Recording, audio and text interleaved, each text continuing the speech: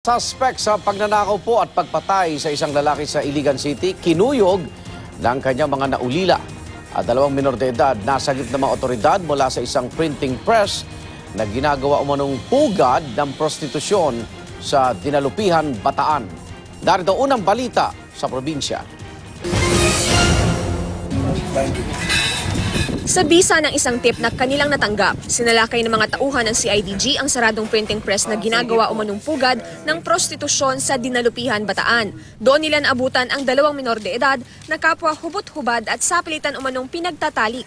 Naaresto naman ang 2 suspect na sina Richard Nitumay at Mary Grace Laudit.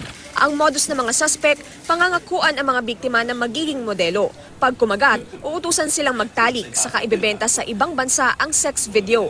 Mariin namang itinanggi ng mga suspect ang paratang. Inihahanda na ng pulisya ang kaso laban sa mga suspect. Suntok at hataw ang inabot ng mga suspect na ito matapos silang kuyugin ng mga kaibigan at kaanak ng kanilang biktima sa Iligan City. Base sa paunang investigasyon ng mga pulis, pangunahing suspect ang 6 sa pagnanakaw at pagpatay sa isang Benji Pagarigan.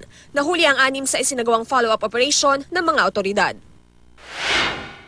Sa pananaksak naman nauwi ang away magkapitbahay sa Barangay San Pablo sa Santo Tomas, Batangas.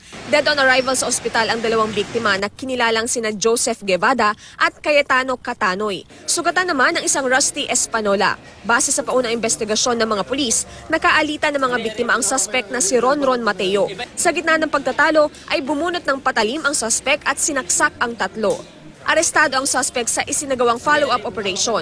Paliwanag ni Mateo, ipinagtanggol lamang niya ang sarili. Inihahanda na ang kaso laban sa suspect.